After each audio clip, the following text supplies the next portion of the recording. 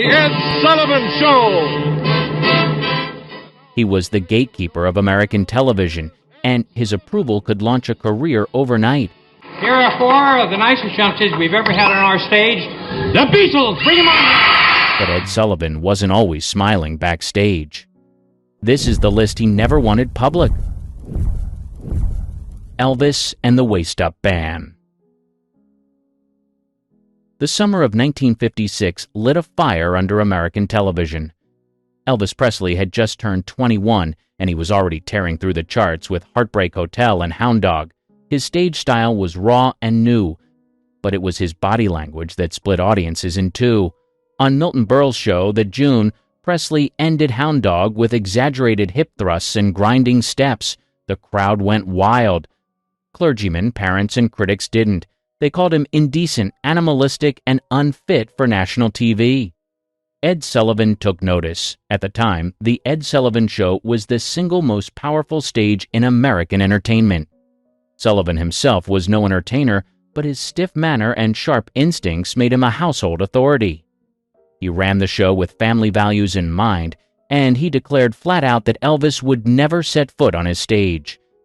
That should have been the end of it, but television runs on ratings, and Elvis was ratings gold.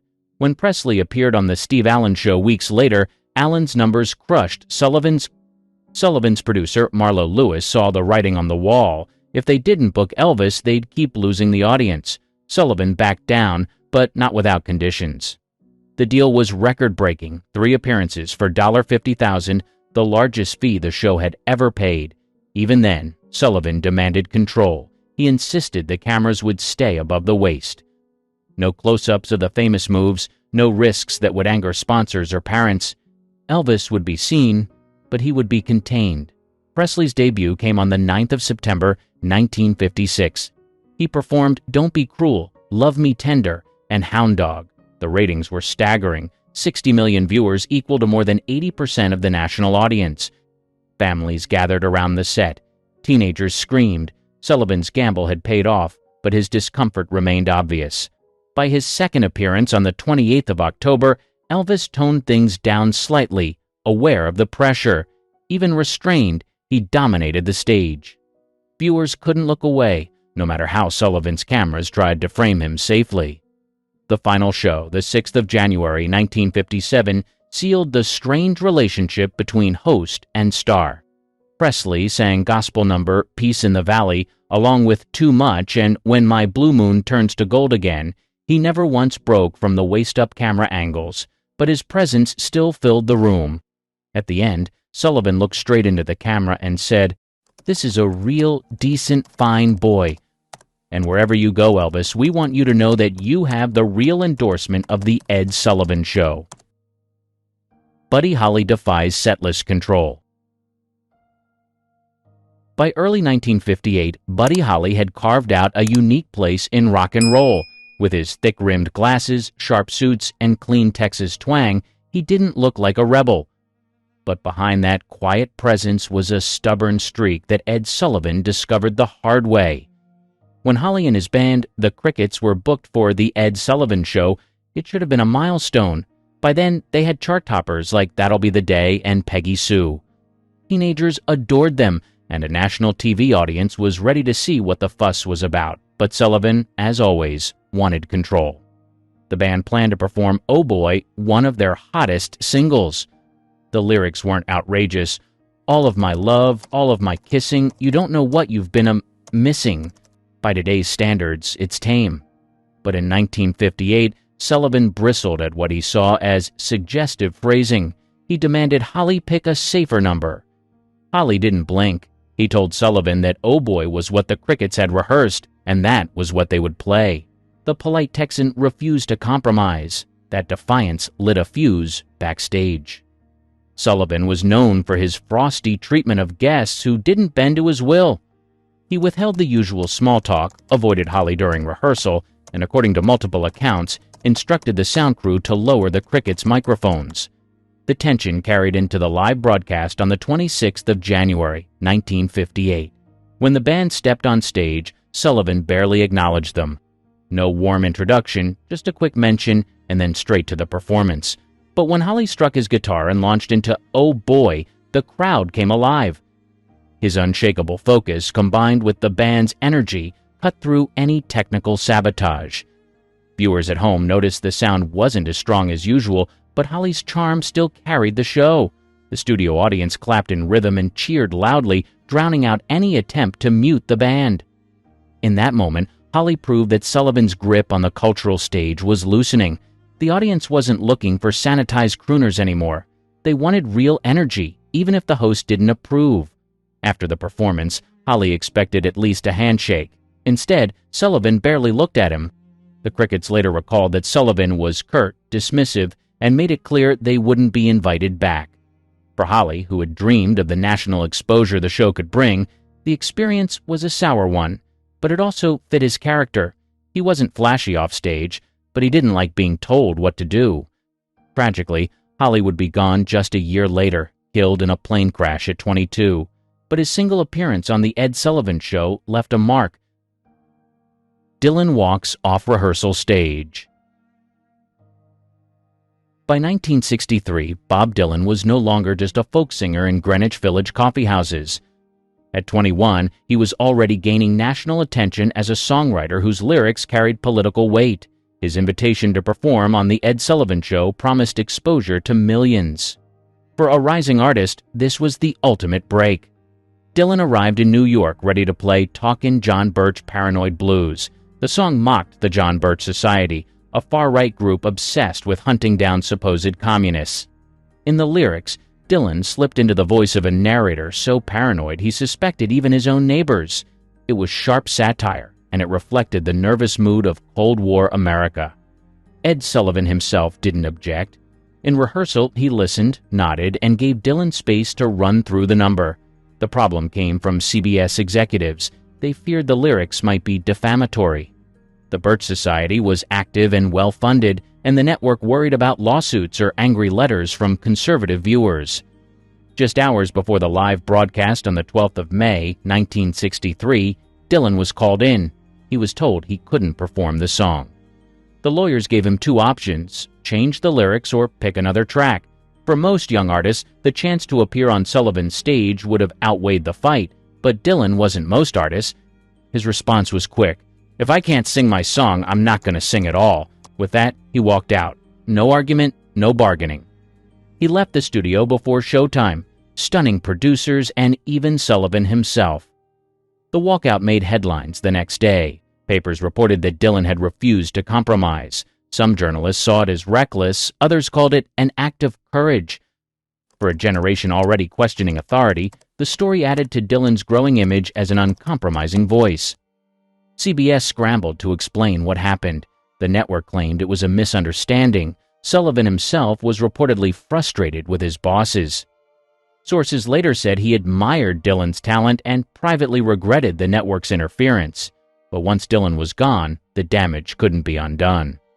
The incident didn't stall his career. If anything, it propelled him further. That same year, he released the freewheelin' Bob Dylan, an album that included Blowin' in the Wind and Masters of War. Songs from that record became anthems of protest and civil rights. Beatles caused cultural whiplash. By 1963, Ed Sullivan had built his reputation as America's cultural gatekeeper. His variety show was a Sunday night ritual for millions. But while returning from London's Heathrow Airport that October, he stumbled onto something he hadn't planned. The terminal was in chaos. Hundreds of teenagers were screaming, crying, and pressing against barriers. The frenzy wasn't for royalty or politicians. It was for a band called the Beatles. Sullivan had never heard of them, but he recognized the scale of what he was seeing. This wasn't ordinary excitement. It was mass hysteria. He quickly asked his staff to lock them down for his program. In November, the deal was signed. 3 consecutive Sunday appearances in February 1964. At that point, the Beatles had yet to score a #1 hit in America. It was a gamble, but Sullivan smelled a tidal wave. By the time the first broadcast date arrived, the gamble looked genius. I Want to Hold Your Hand had already shot to the top of the Billboard Hot 100. Beatlemania was spreading fast. On the 9th of February, 1964, the Beatles made their debut on The Ed Sullivan Show. More than 73 million viewers tuned in, representing roughly one-third of the U.S. population. It was one of the most watched broadcasts in history. The setlist was short but unforgettable. All My Loving, Till There Was You, She Loves You, and they closed with I Wanna Hold Your Hand. Studio audiences screamed so loudly that engineers worried the band wouldn't be heard at all. Technicians scrambled to balance microphones, trying to keep the sound from vanishing under waves of hysteria. On stage, the four young men were polite and sharp in tailored suits. But behind the scenes, tension simmered. Sullivan wasn't a fan of their shaggy haircuts or cheeky humor. John Lennon's dry wit and sideways jokes rubbed against Sullivan's buttoned-up style. He preferred orderly, wholesome performers who fit neatly into his vision of family television. The Beatles, though respectful, didn't fit the mold. Security became a real issue. The crowd of young women pressed so close that stagehands feared a breach. Sullivan had never seen anything like it. He reportedly remarked that the pandemonium reminded him of the frenzy that once surrounded Elvis Presley, yet the sheer scale of Beatlemania surpassed even that. Despite his personal reservations, Sullivan leaned into the phenomenon. Ratings were impossible to ignore. The Beatles returned on the 16th of February and again on the 23rd of February. Each time, the viewership stayed massive. Advertisers were thrilled, and Sullivan's program became the centerpiece of the British invasion. Still, the host remained uneasy about the noise and chaos they carried with them. The cultural shift was obvious. Teenagers were taking control of popular taste, and Sullivan, whether he liked it or not, was the middleman. James Brown's explosive stage clash. By the mid-1960s, The Ed Sullivan Show had become the main stage for rising stars. If you performed there, you reached America's living rooms. But not every act fit Sullivan's vision of safe, polished entertainment. When James Brown arrived, that conflict became impossible to ignore. Brown was already building a reputation as the godfather of soul. His concerts were electrifying. Backed by the famous flames, he shouted, danced, spun, and dropped into full splits. Sweat poured from his brow within minutes, and he treated the stage like a battlefield. Audiences left feeling they had witnessed something raw and unstoppable. Sullivan, though, wanted control. He had long booked African-American performers, including Nat King Cole, Sammy Davis Jr., and the Supremes. But he preferred them refined and tightly choreographed. Brown wasn't refined. He was wild. His energy cut through the formalities Sullivan guarded so closely. When Brown was invited to appear, producers quickly raised concerns. They worried his moves would come across as too suggestive for family television. His raspy shouts, flamboyant outfits, and sheer intensity clashed with Sullivan's conservative instincts. Reports later suggested Sullivan personally asked Brown to tone down his dancing. Brown pushed back. He agreed to appear but refused to dilute the act that had carried him this far. On the night of the broadcast, viewers got a slightly restrained version of his stage show, but even that was explosive by Sullivan standards. Brown dropped to his knees, whipped his microphone stand, and commanded the cameras to follow him rather than the other way around. The reaction at home was immediate. Young audiences were thrilled, especially black viewers who rarely saw a performer given so much space on national TV. Middle America, however, was split. Some critics praised his energy. Others wrote that his style was too aggressive for Sunday night. Sullivan himself appeared stiff, visibly uncomfortable with the display. Behind the scenes, tension lingered. Sullivan had a reputation for freezing out performers he didn't like, and Brown seemed to land in that category. His appearances were limited, and producers kept him under tighter watch than other guests. Still, Brown made every second count. Even when forced into a shorter slot, he poured in his trademark power, refusing to play small. The relationship never warmed. Sullivan respected the ratings Brown delivered, but never embraced him as he did safer acts. For Brown, that didn't matter. He had shown national audiences that his sound and his presence could not be contained. His defiance of Sullivan's boundaries became part of his legend. Rolling Stones forced to comply. By 1967, the Rolling Stones had become one of the most talked-about bands in the world. They were brash, messy, and unapologetically different from the clean-cut Beatles. Where the Beatles charmed parents, the Stones unsettled them. That edge carried into their booking on The Ed Sullivan Show. The band was scheduled to perform Let's Spend the Night Together, their latest single. It was already climbing the charts, but its title alone raised eyebrows. To Sullivan, the idea of teenagers hearing those words on a Sunday night broadcast was unacceptable. He demanded a change. Mick Jagger would have to sing Let's Spend Some Time Together. The band initially resisted. They argued the song was already on the radio and audiences knew the lyric, but Sullivan wouldn't budge. He threatened to cancel the appearance unless they complied. For a group trying to conquer America, losing the slot wasn't an option. They gave in, but not without a twist. On the 15th of January, 1967, the Stones walked onto Sullivan's stage in their usual shaggy style. When Jagger reached the controversial line, he exaggerated the change. He rolled his eyes dramatically, sneered, and clearly mouthed "time" in a mocking tone. It was a wink to fans watching at home. Everyone knew what had been altered, and Jagger made sure they also knew the band wasn't happy about it. The crowd caught on instantly. Studio screams erupted while millions at home saw the rebellion behind the forced edit. Sullivan, however, was furious. After the show, he reportedly told the band they would never be invited back. His producers, too, were exasperated. They believed Jagger's performance had embarrassed the program. But television history had already been made. The controversy boosted sales of the single, and the Stones' reputation as dangerous outsiders only grew stronger. Fans loved that they had gone along with Sullivan's demand, but twisted it into a statement. The clash highlighted Sullivan's growing struggle. He was trying to keep control over a cultural shift that was moving faster than he could contain. Teenagers were tuning in for rock stars who spoke their language, not for sanitized versions that fit into older sensibilities. Jagger's eye roll told young viewers everything they needed to know. The Stones weren't going to play by the rules, even when they had to fake compliance. The booking didn't end the relationship entirely. The Stones did return later, though under stricter monitoring. Still, the Time Together episode remained the defining story of their run-ins with Sullivan. For the host, it was another reminder that his show no longer dictated the boundaries of pop culture. The Doors defy lyric censorship. In 1967, the Doors were riding high on the success of their debut album. Light My Fire had hit #1 on the Billboard Hot 100, and Ed Sullivan's team came calling. For a band that thrived on pushing boundaries, the invitation was a chance to grab mainstream America. But the clash with Sullivan's rules was inevitable. During rehearsals, the band ran through Light My Fire as written.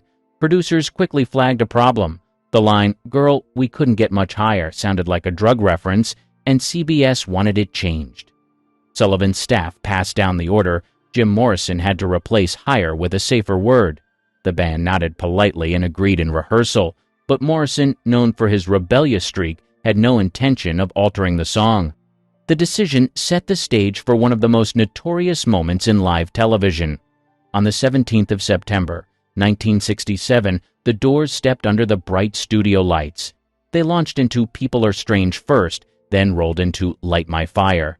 Morrison leaned into the microphone, dark eyes fixed on the camera. When he hit the line in question, he delivered it exactly as written. "Girl, we couldn't get much higher." His tone was deliberate, with no attempt to hide the defiance. The cameras kept rolling, but backstage, Sullivan and his producers erupted. They had been promised cooperation, and Morrison had just called their bluff on live TV. After the show, Sullivan refused to shake the band's hands. His staff told them bluntly they would never perform on the program again. The Doors weren't bothered. Guitarist Robbie Krieger later recalled that Morrison barely reacted when producers broke the news. He simply said, "Hey man, we just did the Ed Sullivan Show." For the band, the exposure was more valuable than repeat bookings. The controversy only amplified their reputation as the wild card of rock. Viewers at home saw it differently. Many young fans loved the bold refusal to censor lyrics. It reinforced Morrison's image as someone who wouldn't bend to authority. Older viewers and critics, though, accused the band of arrogance. The split reflected the cultural divide of the late 1960s. Sullivan's final list revealed. By the late 1960s, Ed Sullivan had already endured battles with the biggest names in music. He had censored Elvis's hips, clashed with Buddy Holly, watched Bob Dylan walk out, argued with the Beatles' humor, scolded James Brown's Fire, forced the Rolling Stones to bend, and banned the Doors after one night. Each fight left its mark. As Sullivan aged, he became more open about the performers he didn't like. Behind the stiff posture and formal tone, he carried grudges. In conversations later recounted by colleagues, Sullivan admitted there were 6 singers he could never stand: Elvis Presley, Buddy Holly, Bob Dylan, the Beatles, James Brown, and Jim Morrison. The reasoning varied. With Presley, he never forgave the controversy over the hip-shaking performances, even though those shows gave his program record-breaking ratings. Holly had refused to follow his orders, a slight Sullivan viewed as personal disrespect. Dylan embarrassed the network with his walkout, which Sullivan couldn't stop. The Beatles turned his stage into a frenzy he couldn't fully control, and Sullivan resented their cheeky confidence. Brown was another story. Sullivan reportedly admired his talent but disliked the intensity and physicality. The sweat, the splits, the shouted vocals. Sullivan thought it was chaos rather than entertainment. Morrison sealed his spot on the list by defying Sullivan's producers in front of millions, making the host look powerless. Sullivan rarely said these things publicly. His on-camera persona stayed professional, even complimentary at times. But off-camera, his dislike was clear. Associates recalled him shaking his head when the names came up. He considered them troublemakers, performers who challenged not only his authority but also the values he wanted his show to represent. By the early 1970s, the landscape had shifted for good. Rock music was no longer a fringe rebellion but the mainstream. Sullivan's show, once the gateway to American fame, began to feel dated. He retired in 1971 after CBS canceled the program. In private, he remained bitter about the artists he had fought with. The irony was impossible to miss. The very performers he disliked most became some of the most important figures in music history. Presley crowned as the king of rock and roll. Holly immortalized after his death as a pioneer. Dylan celebrated as a Nobel Prize-winning songwriter. The Beatles hailed as cultural revolutionaries. Brown recognized as the godfather of soul. Morrison remembered as a symbol of 1960s rebellion. It was a record of every clash he had lost. The audience had sided with the music, not the host. Most people get a headstone. These celebrities got cannon launches, sea burials, and smuggled space missions. Their final requests broke every rule, and no one stopped them. Shakespeare's bone-cursed tomb. William didn't trust grave robbers. He didn't want to be dug up, moved, or studied. So he wrote his own warning and had it carved onto his tombstone before he died. He was buried under the floor of Holy Trinity Church in Stratford-upon-Avon. That alone was unusual. Most people were buried outside, but Shakespeare had influence. He secured a spot inside the church, near the altar, and then added a message for anyone thinking about disturbing his bones. The warning reads, "Good friend, for Jesus' sake forbear, to dig the dust enclosed here. Blessed be the man that spares these stones, and cursed be he that moves my bones." Not subtle, and people have listened. His grave has never been opened, even when other famous writers had theirs moved or examined. In fact, when researchers in the 1800s asked to dig him up for study, they were denied. Even today, British scientists have debated whether to use modern technology to scan or open the grave. They backed off. There was one exception. In 2016, archaeologists used radar to take a peek beneath the stone. What they found was strange. The grave had no metal coffin, no nameplate, and maybe no skull. The head might be missing. A rumor dating back to the 1800s claimed someone stole it from the grave. But without opening the tomb, no one can confirm anything. Still, the curse worked. For over 400 years, people have left Shakespeare alone. That's rare. Most historical figures, even royalty, have had their remains disturbed, studied, or relocated. Shakespeare made sure he stayed put. Just a few lines of poetry, and the world backed off. His tomb doesn't stand out. It's a simple stone slab, just a few feet long, flat against the church floor. Tourists walk over it every day. But that slab might be the most successfully guarded grave in history, without any guards at all. No bones have been moved, no scientists allowed, and not a single person has dared to test the curse. That's Shakespeare's final plot twist, and it's lasted longer than any of his plays. Houdini's secret code grave.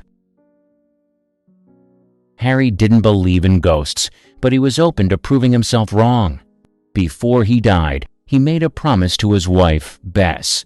If there really was an afterlife, he'd send her a message from the other side. A code. Something only the two of them knew. The secret phrase was made up of 10 words. Bess memorized it. They never wrote it down. Houdini told her that if any medium came forward claiming to contact his spirit, she should ask for the code. If they couldn't give it, they were fakes. After Houdini died on Halloween 1926, Bess held a seance every year on the anniversary of his death. Always on the roof of their home, always in silence, candles lit. She invited friends, reporters, and psychics. For 10 years, she waited. Each time, someone claimed to reach him. Each time, the code was wrong. She finally gave up in 1936. She said, 10 years is long enough to wait for any man. The last seance was held at the Knickerbocker Hotel in Hollywood. Nothing happened. Houdini stayed silent. His grave is in Machpelah Cemetery in Queens, New York. It's marked with a large granite monument, his name carved boldly into the front. Around it sit smaller graves of family members, but it's the Houdini name that draws fans, magicians, and skeptics alike. People still visit, hoping to feel something strange. The grave has been vandalized over the years, but the legend has stayed intact. Some magicians still hold seances there on Halloween, though it's more tribute than belief at this point. No one expects a code anymore. And the actual phrase? Bess never revealed it. That was the final layer of protection. Without the code, no one could fake contact. Even now, no one knows what it was. Houdini escaped handcuffs, jail cells, and sealed crates. But death? That's the one thing he couldn't break out of. And maybe he knew it. That's why the code mattered so much. It wasn't about proving life after death. It was about proving honesty in a world full of fakes. Eva Peron's Body Odyssey. She died young, but her body didn't stay put. In fact, it spent more time being hidden, stolen, and smuggled than it ever did resting in peace. When she passed in 1952, the Argentine government had her embalmed by a specialist named Dr. Pedro Ara. He preserved her so well that people said she looked like she was sleeping. The body was displayed in Buenos Aires for weeks, where millions lined up to say goodbye. Then the politics got messy. In 1955, her husband, President Juan Perón, was overthrown by a military coup. The new rulers wanted Eva's influence erased. Her corpse was stolen and disappeared. For years, no one knew where it was. Turns out it had been secretly shipped to Italy and buried under a fake name in a Milan cemetery. The tombstone read, Maria Maggi. That was meant to keep grave robbers and political enemies away. It worked. For a while. In 1971, after 16 years underground, Eva's body was exhumed and flown to Spain, where Juan Perón was living in exile. He kept her in his house, stored in a coffin near the dining room. His third wife, Isabel, reportedly combed Eva's hair and kept the body cleaned. This wasn't a museum. This was their home. After Juan Perón returned to power in Argentina in the 70s, Eva's body was eventually brought back too. She was buried at Recoleta Cemetery in Buenos Aires, in her family's tomb. But this time, the grave was reinforced with concrete, steel, and multiple trapdoors. It's one of the most secure burial sites on Earth. People still visit her there. Some bring flowers. Some bring questions. The journey of her body turned into its own political saga. It passed through countries, regimes, and decades of fear. Most world leaders are buried with ceremony and permanence. Eva's final resting place took nearly 25 years to get right. And even now, her grave isn't about peace, it's about protection. Groucho Marx's joke headstone. He spent his whole life making people laugh. Naturally, he had jokes ready for death too. One of his favorites? He once said his gravestone should read, "Excuse me, I can't stand up." Friends loved it. Fans expected it. But when he died, the line didn't make the cut. Instead, he was cremated and placed in a simple crypt at Eden Memorial Park in Mission Hills, California.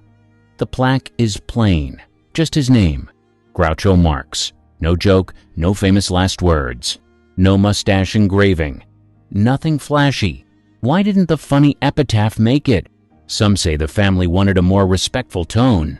Others think Groucho was just being Groucho, joking around, not giving instructions. Either way, it surprised a lot of people. Even without the punchline, the grave draws visitors. Fans leave fake mustaches, cigars, and handwritten notes. Some scribble quotes from his movies. Others just take pictures in silence. It's become more of a comedy shrine than a quiet resting place. Groucho didn't like seriousness. He poked fun at everything. Hollywood, fame, even death. In one interview, when asked about the afterlife, he said, "I intend to live forever or die trying." He didn't, but his style lived on. The odd part, there's another empty crypt nearby with his brother Gummo's name on it. Gummo was buried elsewhere. It's just sitting there, labeled and unused. Some fans think that's the real Groucho joke, an unoccupied grave right next to him, labeled for the wrong brother. Even in death, Groucho got people talking. And even though the gravestone didn't get the big laugh he wanted, the fans make up for it. They bring the humor with them. The place feels less like a cemetery and more like the set of a very quiet comedy show. Tupac's cremains rolled in blunt. Shakur's death was followed by conspiracy theories, tributes, and rumors that haven't stopped since 1996. But one post-death story stands out not for mystery, but for how strange and specific it is. In 2001, members of Tupac's rap group, The Outlaws, went public with a claim they had smoked some of his ashes. Yes, literally. In an interview with MTV and again in a later documentary, they explained how it happened. They were on a beach, holding a private tribute. Someone rolled a blunt, mixed in a pinch of cremains, and lit it. Why would they do that? According to the group, it was Tupac's idea. In his 1996 song Black Jesus, he rapped, "Last wishes and smoke my ashes." That line wasn't just a throwaway. The Outlaws took it seriously. They said it felt right, like honoring a pact. The reaction was mixed. Some fans were stunned. Others didn't believe it. A few even said it was disrespectful. But the Outlaws stood by it. They claimed it was a private moment, not a stunt. No photos, no press, just them and the beach. And the ashes? Tupac was cremated shortly after his death. The exact location of his remains has never been confirmed. There's no public gravesite, no memorial, no plaque. That only added fuel to the rumors. Some fans insist he faked his death. Others believe the smoking story proves there's no body to find. But the cremation was real. The autopsy report confirms it. His mother, Afeni Shakur, handled the arrangements. She never commented on the Outlaws story, but she did protect Tupac's legacy fiercely. If she had wanted to shut the rumor down, she would have. Tupac's influence was massive, even in death. His lyrics, his image, his voice, they never really left. The idea of his ashes being smoked sounds unbelievable until you realize who he was. Tupac didn't follow rules. He challenged them. Even his funeral wasn't typical. There was no church service, no long eulogy. Just a sudden goodbye. So if his closest friends lit one up with his ashes in it, weird as it sounds, it might be the most Tupac thing they could have done. Whether you believe it or not, it's one of the strangest send-offs in music history. James Doohan's space launch funeral. He spent decades pretending to fly through space as Scotty on Star Trek. After he died in 2005, part of him actually made the trip. Doohan was cremated shortly after his death. His family wanted to honor his biggest wish, to have his ashes launched into space. They didn't rush it. In 2007, a small portion of his remains were sent on a brief suborbital flight by Space Services Inc., a private company offering memorial launches. The flight went up, came down, and scattered the ashes in the atmosphere. That alone would have made headlines. But that wasn't the strangest part. In 2008, entrepreneur Richard Garriott became the sixth private citizen to travel to the International Space Station. He quietly brought a laminated card containing Duhan's ashes, hidden in the floor of the Columbus module. He didn't tell NASA until later. The plan wasn't official, it was personal. Garriott had known Duhan and wanted to do something meaningful. The secret was kept for years. Finally, in 2020, Garriott confirmed it to the Times of London. He said the ashes were still up there, sealed under the floor. No ceremony, no plaque. Just a quiet tribute to a man who spent his life dreaming of the stars. His family had tried several times to get approval for a full orbital burial. Most requests were denied or delayed. They finally managed to get two small missions off the ground, one in 2007 and another in 2012, but neither stayed in orbit long. Only Garriott's secret mission made it permanent. There's no official record in NASA's database listing Duhan's remains. The agency likely turned a blind eye. It wasn't a risk, just a gesture, one that Star Trek fans still talk about. Today, visitors to the International Space Station have no idea they're floating above Earth with part of Scotty on board. There's no marker, no announcement, no sign, but he's there. Hunter S. Thompson's Cannon send-off. He didn't want a grave. He wanted a show. When he died in 2005, he left instructions for a send-off that was loud, strange, and unforgettable. And his friend Johnny Depp made sure it happened. Thompson had written for years about his ideal funeral. He wanted his ashes fired from a giant cannon shaped like a fist with fireworks blasting overhead. It wasn't just a joke. He described it in detail, location, shape, even the music. So when the time came, Depp paid over $3 million to make it real. The cannon was built in Colorado on Thompson's Owl Farm property. It stood 153 feet tall and was topped with the Gonzo Fist logo, two thumbs gripping a peyote button. Friends, family, and celebrities flew in for the event. Jack Nicholson was there, so was Bill Murray. Security kept it private, but the photos leaked later. The ceremony didn't follow tradition. There were drinks, speeches, and rock music. Then, as night fell, the cannon fired. Thompson's ashes exploded into the sky with a massive burst of fireworks. The crowd cheered. Some cried. Some just stood there, stunned. It wasn't held in a church or a funeral home. It wasn't about peace or closure. It was pure chaos, just how he liked it. The idea of blasting cremains into the sky was rare at the time. Now, it's a service you can buy. But Thompson's was the original spectacle. It wasn't about following a trend. It was about flipping the entire funeral tradition on its head. Even his neighbors weren't surprised. They'd known him for years. This was exactly the kind of exit they expected. Loud, strange, and final. Thompson's ashes didn't land in a cemetery. There's no marker to visit. His grave is the sky above Woody Creek. That's where he made his exit. Some people write wills. Thompson wrote a finale. No sermons, no graveside silence. Just a cannon, a fireball, and a writer who left the way he lived, fast, loud, and without apology. Elizabeth Taylor's fashionably late funeral.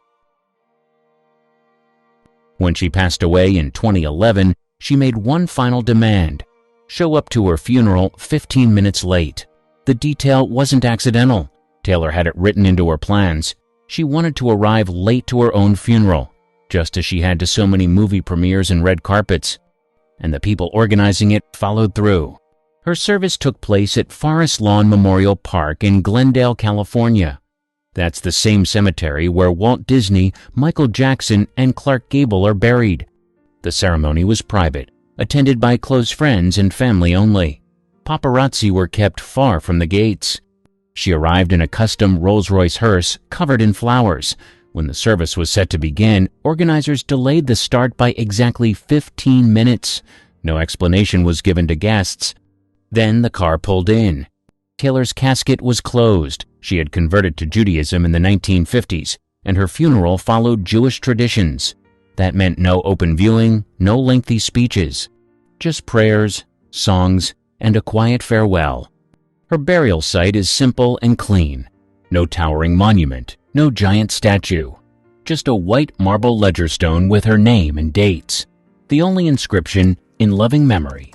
For someone who'd lived in the spotlight for over 60 years, the low-key funeral surprised a lot of people.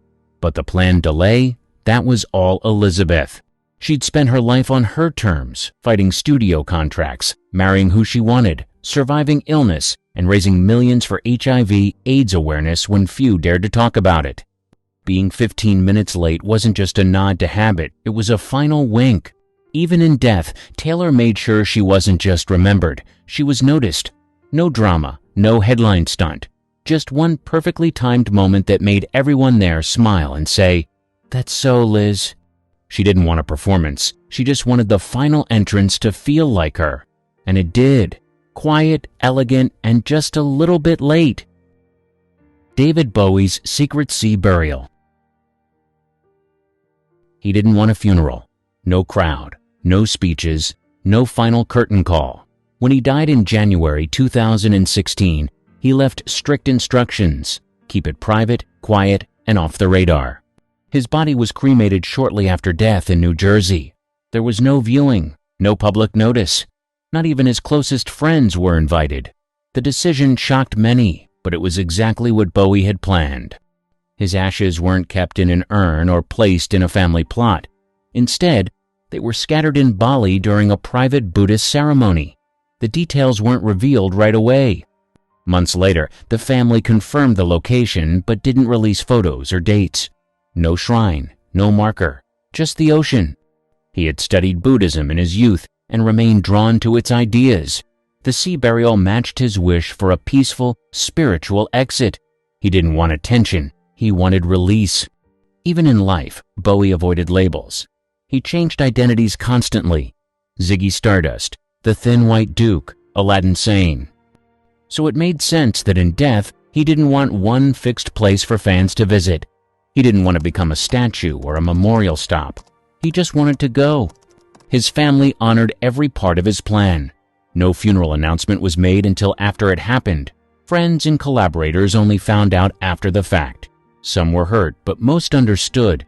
He had fought cancer privately for 18 months and didn't want to make his final days a public story. There's no gravestone with his name on it. No memorial concert was held at the time. Just silence, followed by a slow wave of tributes from fans across the world. And still, no one knows the exact beach, the exact hour, or who was there when his ashes were released. That was the point. It wasn't for the cameras, it was for him. David Bowie exited the stage without a spotlight, no encore, no crowd noise. Just a quiet ending, somewhere far away, with the sound of waves instead of applause. That's how he wanted it. And that's exactly what he got. Carrie Fisher's Prozac urn. She never did anything the normal way. So when it came to her funeral, her final resting place had a twist. Half her ashes were buried beside her mother, Debbie Reynolds. The other half, they were placed inside a giant ceramic Prozac pill. The urn wasn't planned in advance. Her daughter, Billie Lourd, picked it after seeing it in Carrie's home. It was one of her favorite possessions, a huge green and white pill capsule labeled Prozac. It had sat in the corner for years like a weird piece of pop art. Billie later said, she loved it. It was her favorite thing. That made the choice easy. Carrie died from cardiac arrest aboard a flight from London to Los Angeles. She passed away in the hospital 4 days later. Her mother died the very next day from a stroke. The double tragedy shook Hollywood. Their memorial was held at Forest Lawn Memorial Park in Los Angeles. Friends like Meryl Streep, Mark Hamill, and Billie Lourd gave private tributes. The family kept the service small. Carrie's humor, though, stayed front and center. The urn became the unexpected star. Photos surfaced of the Prozac capsule being carried gently through the cemetery. Some fans thought it was a joke. It wasn't. That was really her. Carrie had always been open about her mental health. She talked about bipolar disorder long before it was common in public spaces.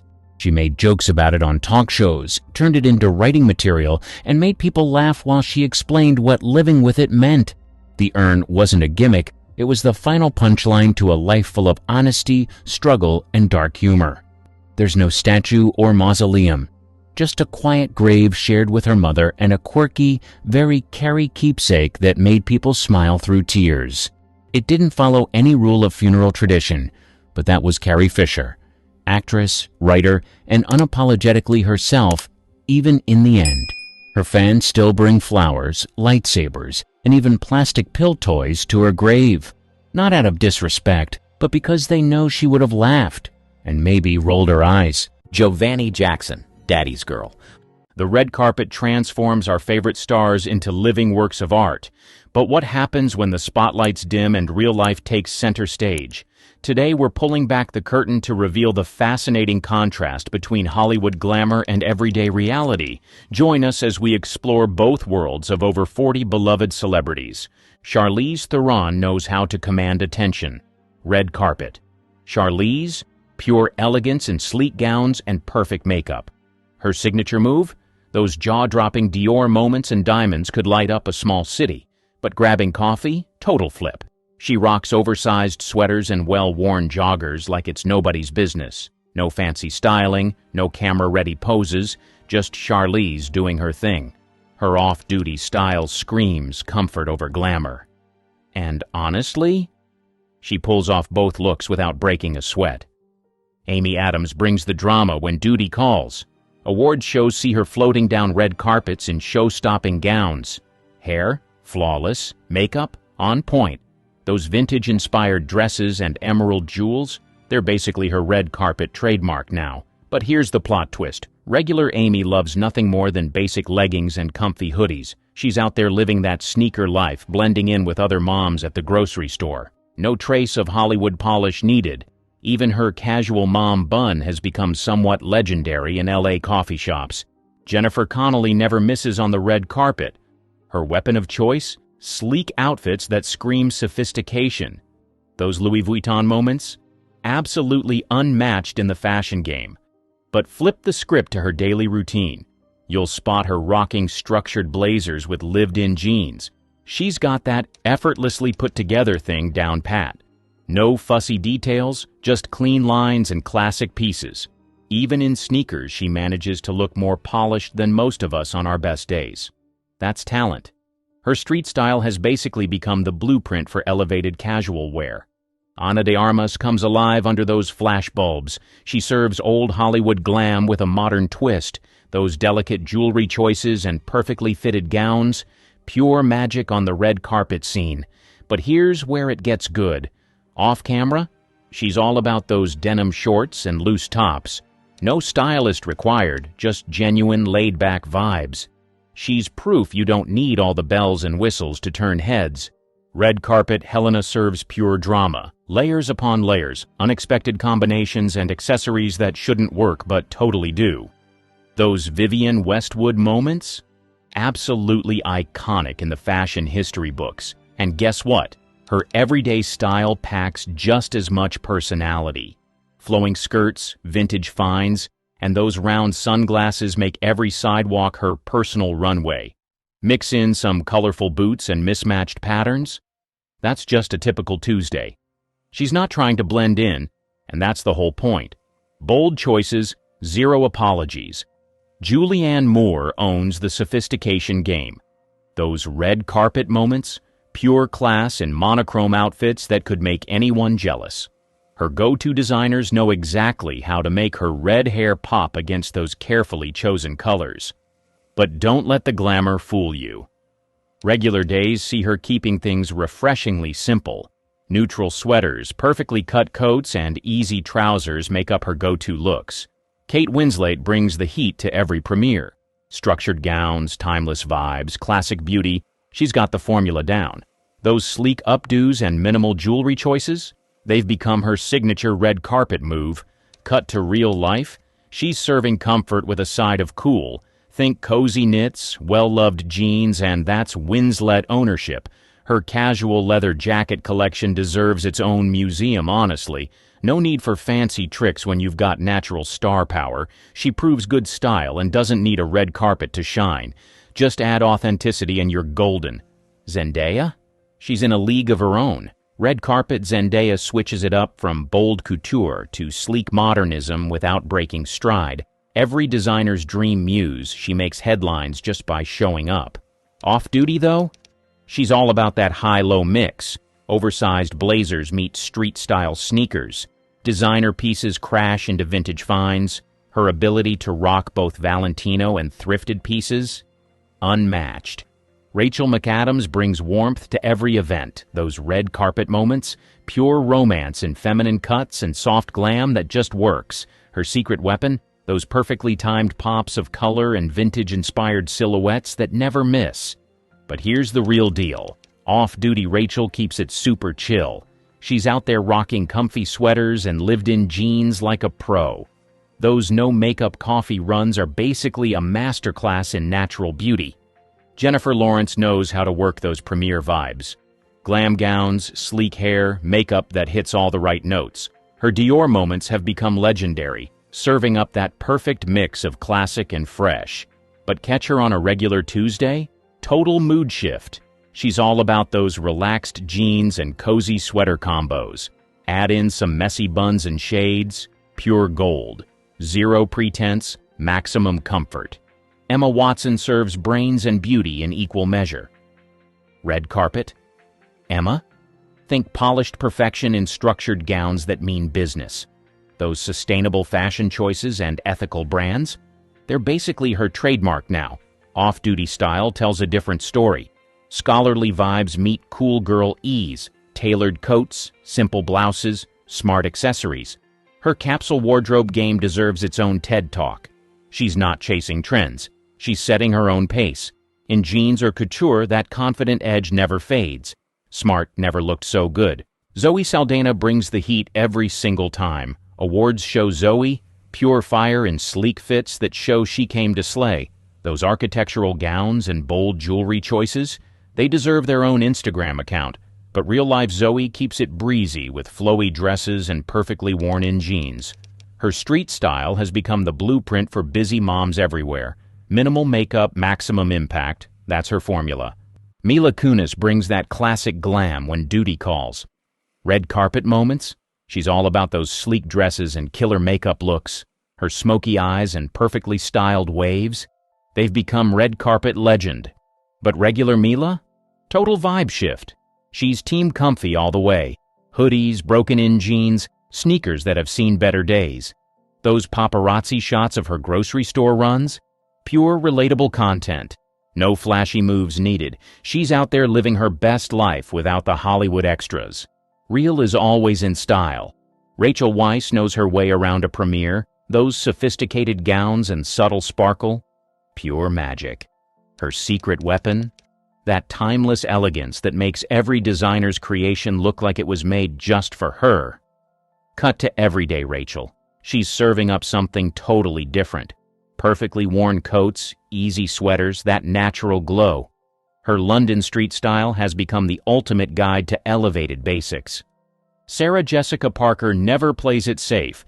Every red carpet is her personal fashion playground. Bold colors, wild textures, accessories for days. Those Met Gala moments, they deserve their own fashion history chapter. But street style SJP, just as iconic. She mixes those boho skirts with layered jackets like nobody's business. Her shoe game alone could fill a museum. Comfort meets cool in the best way possible. She's not following trends, she's creating them. Cara Delevingne brings edge to everything she touches. Award shows get full glam. Sharp suits, statement dresses, makeup that could start a revolution. Those gender-bending fashion moments? Pure fashion gold that's changing the game. Off-duty? Pure rebel vibes. Beanies, oversized everything. Zero filter attitude. Her street style has sparked more trends than most influencers' entire careers. She's writing her own rules and having way more fun than everyone else. Working or chilling, that bold energy never takes a day off. Jenna Ortega owns that gothic glam life. Red carpet Jenna, dark vibes, corset details, makeup that screams main character energy. Those Versace moments and edgy Gucci fits. They're rewriting the young Hollywood-style rulebook. But off-duty, she's still bringing that alt-girl edge. Combat boots meet baggy jeans in the best way possible. Her thrifted vintage pieces get as much attention as her designer looks. She's keeping that Wednesday Addams energy alive, just make it casual. Every look feels intentional, even when she's just grabbing coffee. That's when your style is actually yours. Emma Stone nails that Hollywood Golden Girl vibe. Premiere nights get the full treatment. Structured gowns, perfect red lips, waves for days. Those Louis Vuitton red carpet moments, pure fashion history in the making. Regular Emma's all about those easy sneakers and throw-on-and-go sweaters. Baseball caps replace those glamorous updos. Her coffee run style has launched countless Pinterest boards. Angelina Jolie commands attention without even trying. Those red carpet moments, pure drama in flowing black gowns and killer silhouettes. Her Saint Laurent and Valentino choices have become legendary in fashion circles. But daily Angie keeps it practical. Classic trenches, neutral tones, those signature oversized shades. The way she turns airport terminals into runways, iconic. She's not trying to make headlines, she just naturally does. Even grocery runs look like scenes from a movie. That's what star power looks like in real life. Margaret Qualley brings that sweet sophistication everywhere.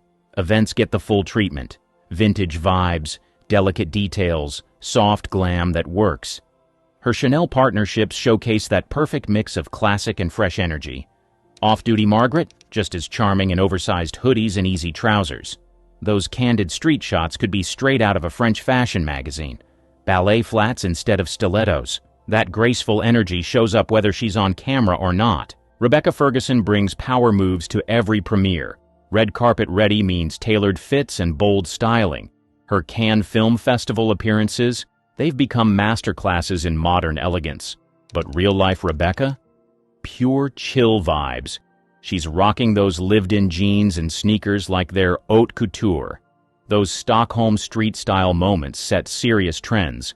Minimal makeup, maximum impact. She's got that quiet confidence that makes basic look bougie. Some people just know how to work both lanes without breaking a sweat. Maggie Gyllenhaal keeps it artsy 24/7. Award shows get the full treatment. Unconventional cuts, vintage-inspired everything, colors that make you look twice. Her indie spirit shows up in every Proenza Scholar and Chloe choice. Daily life, still serving looks.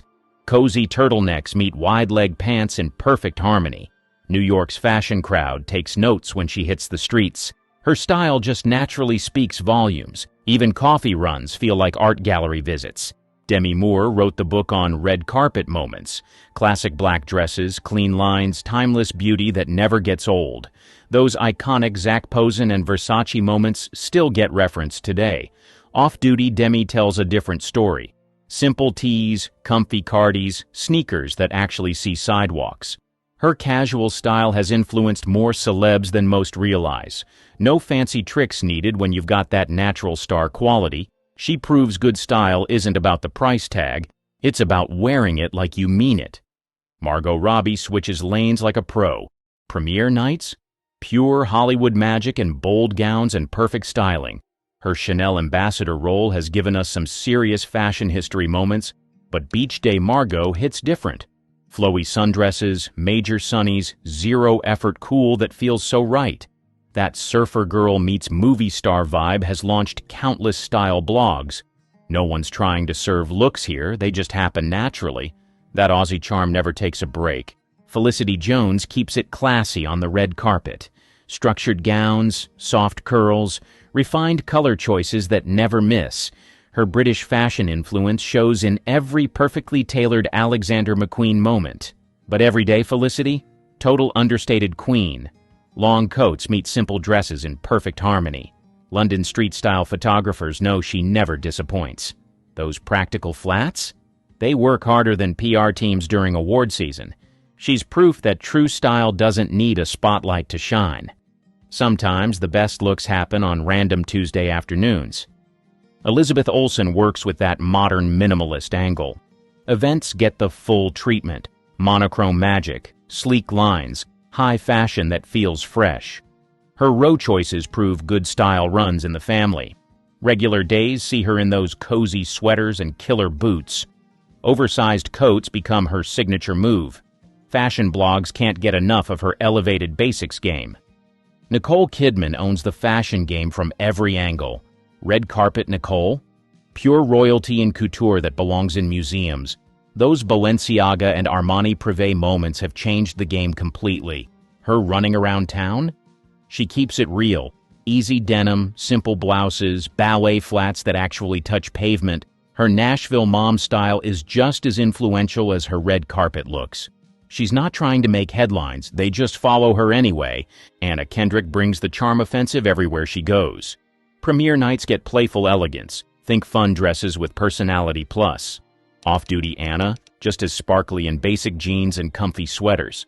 Those sneakers tell stories of real-life adventures. She's keeping it authentic whether she's promoting films or walking dogs. That energy never takes a day off. Jennifer Garner keeps it real every single day. Red carpet moments get that classic treatment. Elegant gowns with minimal fuss. But regular Jennifer? Pure mom-on-the-go energy. Cozy sweaters, practical sneakers, jeans that actually move. No fancy games needed when you're this authentic. She's out there proving comfort and style aren't enemies. Alicia Vikander brings European flair wherever she goes. Award shows see her in minimalist perfection, clean lines, natural glam, refined vibes only. Daily life? Alicia, still serving looks. Sleek turtlenecks meet relaxed slacks like they were made for each other. She's got that luxury thing down pat. Even random street shots look like fashion campaigns, just part of her DNA. Sydney Sweeney serving looks in every lane. Red carpet, Sydney comes with full glam energy. Daring dresses, bold makeup, hair that won't quit. Off-duty mode, though. Oversized sweaters, cool girl jeans, and sneakers that mean business. She's part of that new wave that switches between full glam and street style like it's nothing. Eva Green brings mystery to everything she touches. Premieres get the full treatment. Moody colors, rich fabrics, vibes that feel like cinema. Off-camera, still enchanting. Dark tones, perfect coats, effortless chic that feels so right. She doesn't need flashy moves to turn heads. Her presence does all the talking. Some people just naturally give main character energy. Scarlett Johansson knows how to work every angle. Red carpet moments bring out the showstopper. Sleek gowns, bold necklines, updos that mean business. But real-life Scarlett? Pure cool girl vibes. Leather jackets meet basic tees like they were always meant to be. Those comfy sneakers tell stories of actual city walks. She's not playing the fame game off-duty. She's just living it. Sometimes the best style is just being yourself. Ariana Grande brings full glam energy to every event. Award shows get the whole package. Dramatic ball gowns, signature ponytail makeup that could launch 1,000 TikToks. Daily life? Still iconic. Just make it cozy. Oversized everything, platform sneakers, Y2K vibes that won't quit. She's got that thing where even grabbing coffee looks like a music video. Anne Hathaway serves princess energy with a modern twist. Premiere nights see her in full fantasy mode. Elegant gowns that belong in fairy tales. On random days, she's just as magical in tailored coats and ballet flats. She's mastered that whole effortlessly polished thing. Working or wandering, that movie star charm never fades. Real queens adjust their crowns in athleisure. Time seems to bend around Kirsten Dunst's wardrobe choices. Those dreamy vintage finds and perfectly worn-in denim tell stories of decades past.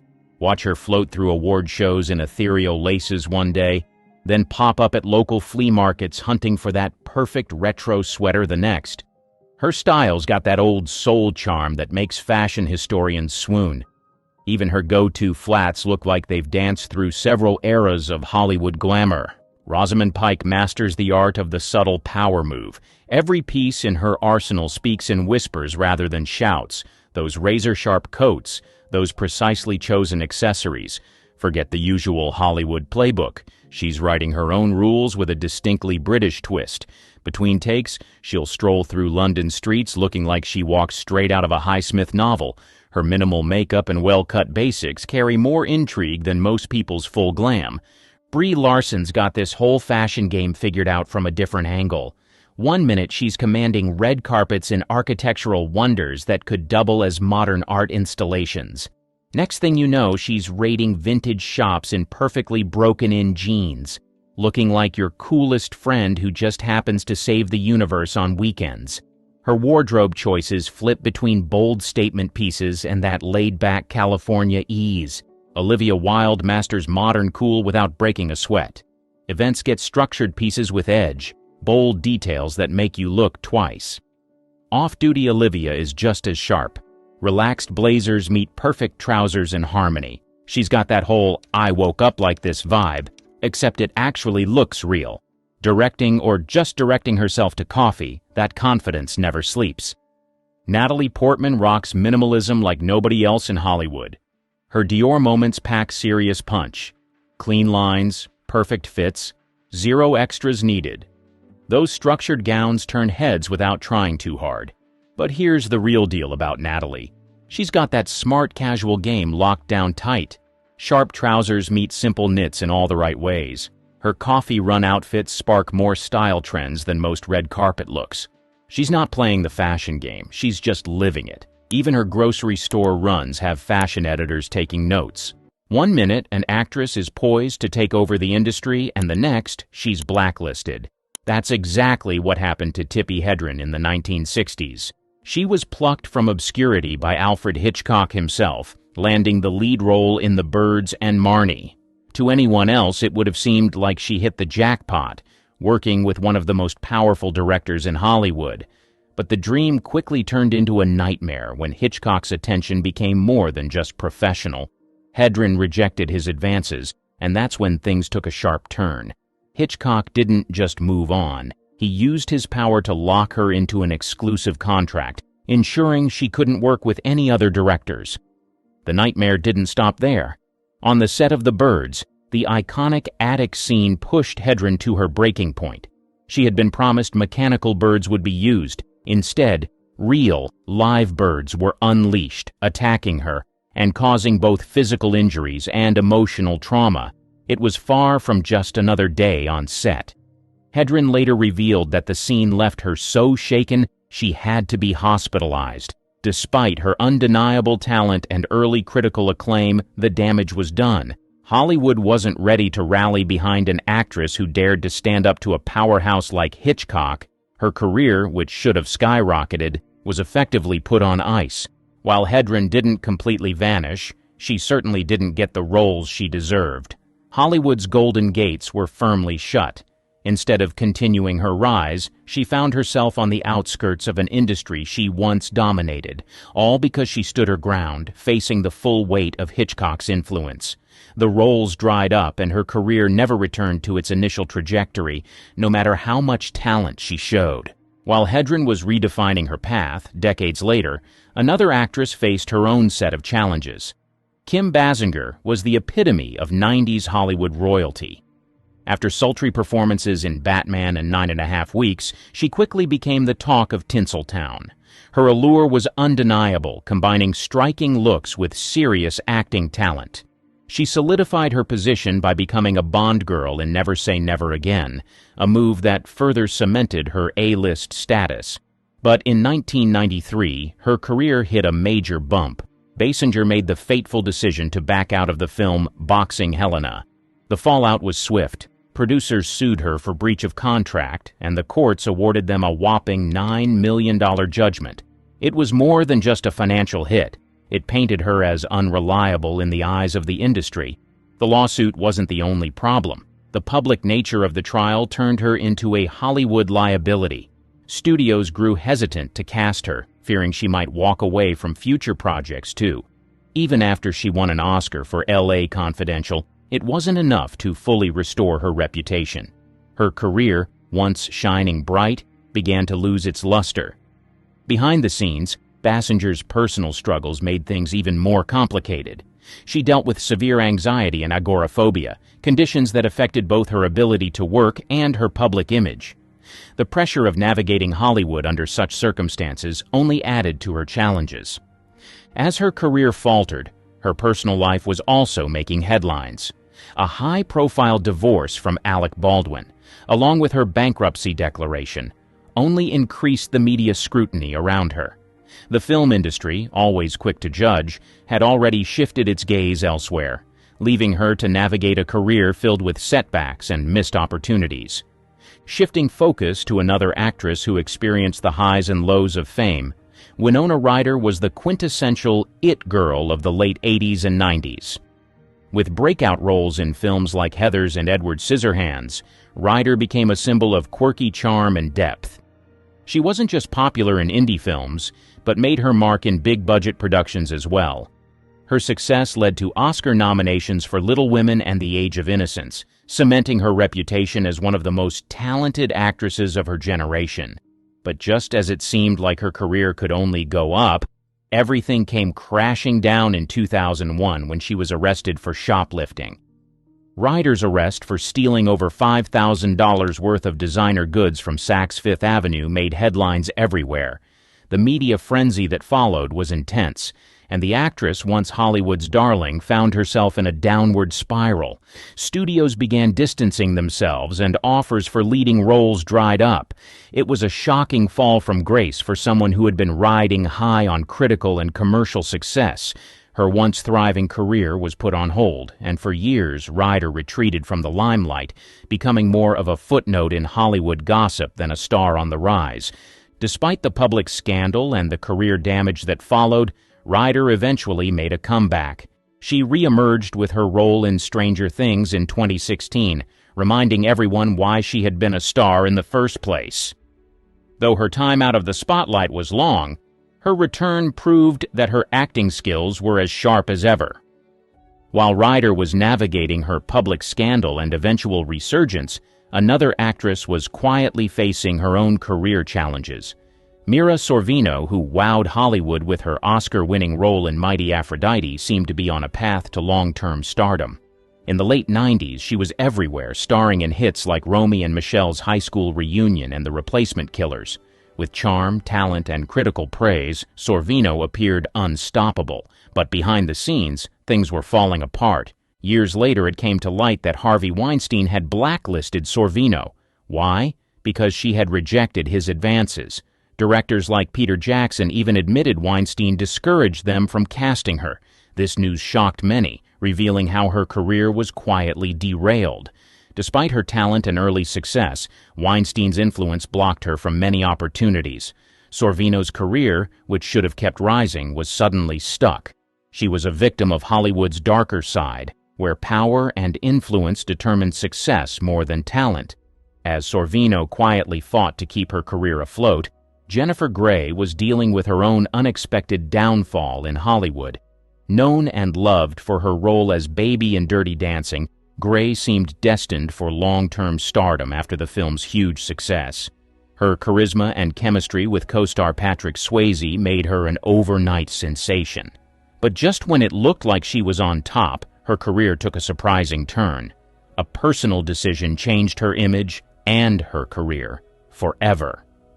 Not long after her rise to fame, Grey decided to get a nose job.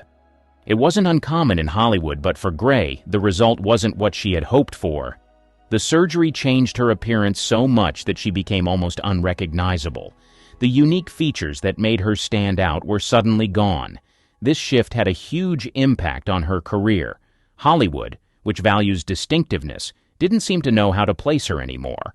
As Grey herself said, she went into the operating room a celebrity and came out anonymous. Even though Grey continued to work in TV and smaller film roles, she never regained the same level of fame. Her career didn't hit the heights expected after Dirty Dancing.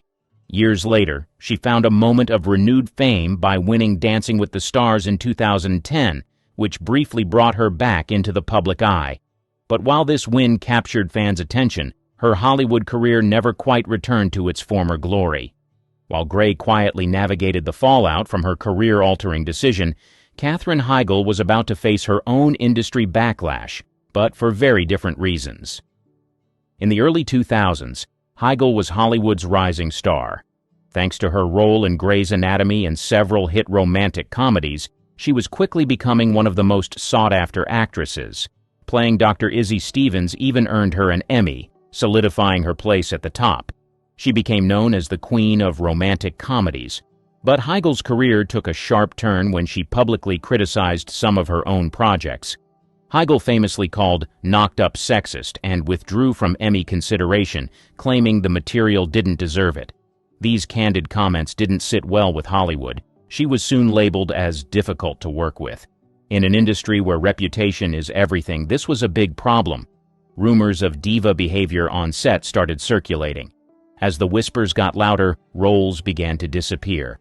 Her once bright star started to dim, and she quickly went from being a Hollywood darling to a risky choice for casting directors.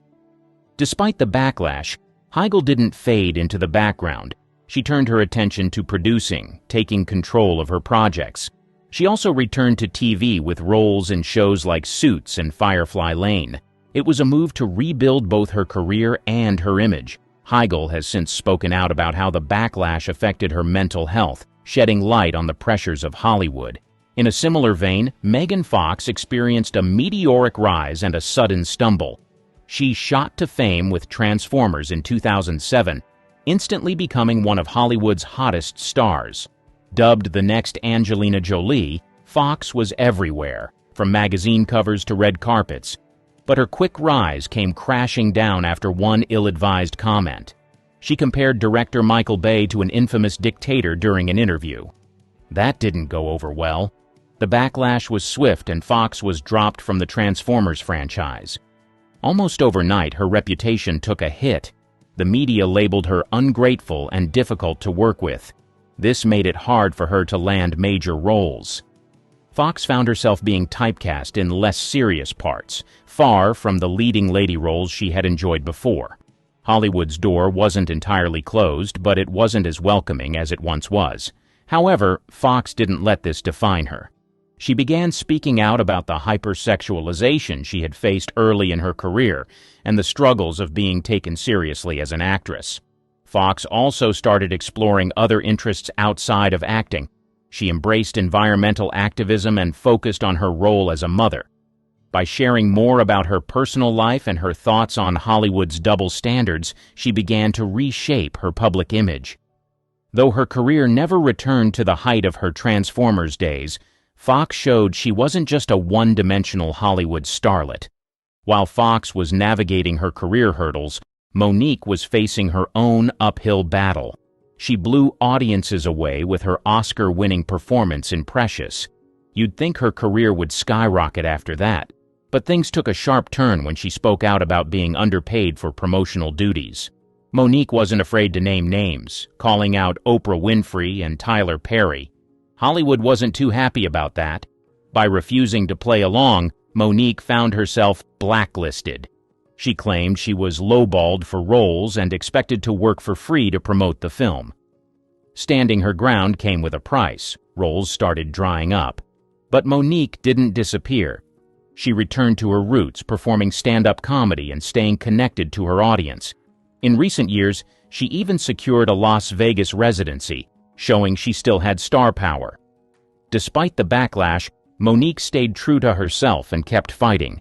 Beyond the stage, Monique used her voice to speak up for equality in Hollywood. She didn't shy away from the tough conversations about pay and fairness. Speaking of strong women challenging the status quo, Rose McGowan was also making waves behind the scenes. Known for her bold roles in Scream and Charmed, McGowan was a 90s favorite. But beneath the surface, she was dealing with something far darker. She was one of the first to accuse Harvey Weinstein of misconduct. After rejecting him, her career stalled. Roles disappeared, and she found herself blacklisted from Hollywood. For years, McGowan stayed silent, fearing the backlash and industry power. But when the Me Too movement gained traction, she became one of its loudest voices. It came at a cost, though. Legal battles, public scrutiny, and media attacks followed. Still, McGowan didn't back down. She wrote her memoir, Brave, sharing her story and pushing for change in Hollywood's power structure. Her voice was impossible to ignore. Beyond activism, McGowan explored other creative outlets. She tried her hand at music, directing, and even released a documentary series. Though her career as an actress hit roadblocks, McGowan showed she wasn't just going to fade away. She used her voice and platform to fight for justice, proving her story wasn't just about Hollywood, it was about changing an entire industry. Similarly, Annabella Sciorra, famed for her role in The Sopranos, faced her own battles. In the 90s, Sciorra's career was on the rise. Her standout performances in Jungle Fever and The Hand That Rocks the Cradle made her a star to watch. But everything changed when she accused Harvey Weinstein of misconduct. Once she spoke out, the industry quickly turned its back on her.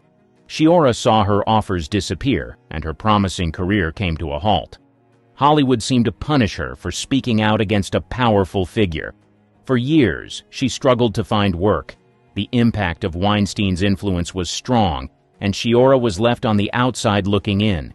She found herself shunned, wondering how a career filled with so much promise could fall apart so quickly.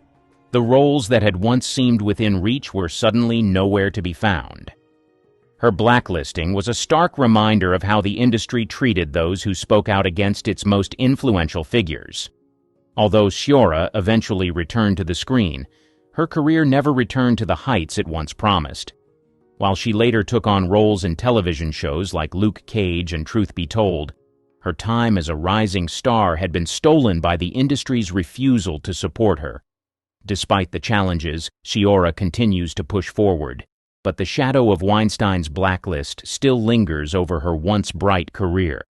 Turning to Linda Fiorentino, she made a splash with The Last Seduction in the mid-90s. Her performance drew rave reviews. Fiorentino was praised for portraying complex, strong female characters with ease. Critics buzzed about her award potential, and audiences were captivated by her work. But soon, rumors started circulating. Whispers about her being difficult on set began to surface.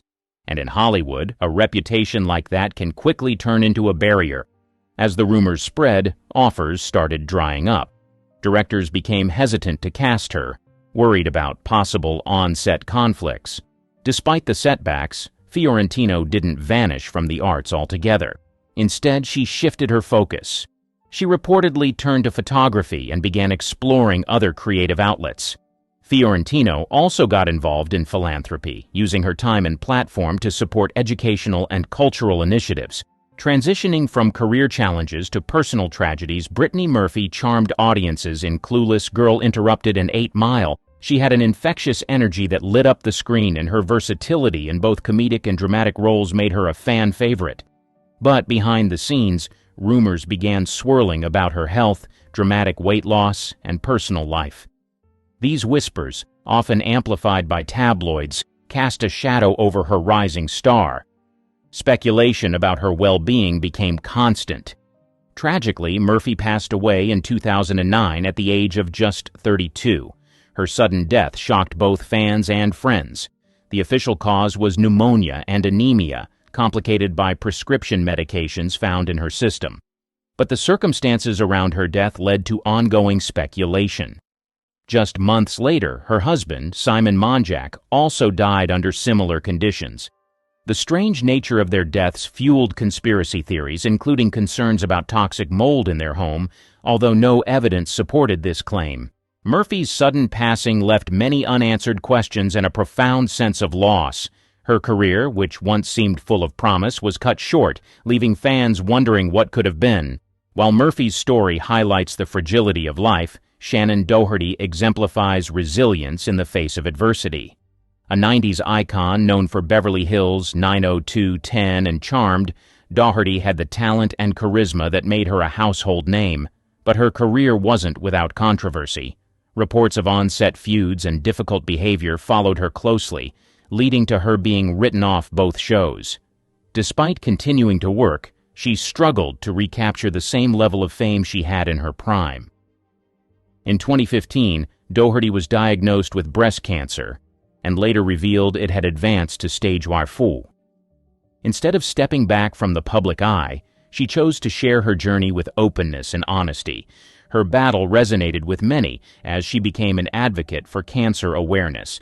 Doherty's candidness about her experience helped shift the conversation around the illness, bringing more visibility to the fight against cancer.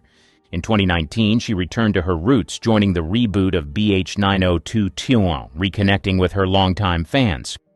While her career shifted away from the spotlight, Doherty remained active in charity work, focusing on cancer awareness and support. Moving from seasoned actresses to those who started young, Amanda Bynes was the queen of teen comedy in the early 2000s. With shows like The Amanda Show and movies like She's the Man, Bynes was a Hollywood favorite. Her comedic timing and relatable charm made her a star, but things quickly took a turn. Erratic behavior, legal troubles, and mental health struggles became the new headlines. Suddenly, her past accomplishments were overshadowed by personal issues. Bynes eventually stepped away from acting to focus on herself. She enrolled in fashion school, shifting her attention to a new passion. In 2014, she was placed under a conservatorship due to ongoing mental health challenges. In recent years, Bynes has shown signs of recovery. She even expressed interest in making a return to acting, sharing her struggles openly in interviews. Similarly, navigating the challenges of early fame, Tara Reid was the life of the party in American Pie and The Big Lebowski. She became a fixture in teen comedies and cult classics. But soon, her off-screen antics began to overshadow her work. Public partying, run-ins with paparazzi, and botched plastic surgeries landed her in the tabloids. For many, it became hard to see past the headlines and focus on her acting. Reid has been proactive in trying to revitalize her career. She took part in reality TV shows and took on a variety of roles. One of her biggest comebacks came with the Sharknado series, which gained a cult following. Reid has been open about her past mistakes, showing a willingness to learn and adapt. She's also been vocal about the pressures Hollywood's beauty standards placed on her, advocating for self-acceptance. Lastly, Mischa Barton stole hearts on the OC as Marissa Cooper. Her performance made her an overnight sensation, with both fans and critics falling for her. Barton became the face of early 2000s teen drama, and the future looked bright for her career. But when she left the show, things started to unravel fast. Her promising trajectory was derailed by personal issues that began dominating the headlines. In 2007, Barton was arrested for a DUI, and her struggles with legal problems and health soon overshadowed her acting. Barton's erratic behavior and highly publicized breakdown, which led to her hospitalization, turned her into tabloid fodder. Hollywood, which once praised her, began to distance itself. The young star found herself dealing with more media attention about her personal life than her professional achievements. Her once promising acting career stalled as she became associated more with controversy than her talents. Roles became scarce, and her struggles with depression and anxiety only fueled more negative attention. Despite efforts to return to the spotlight, Barton never fully regained the momentum she had during her The OC days. Hollywood had moved on, and her career was left in the shadows of the very public and personal battles she faced.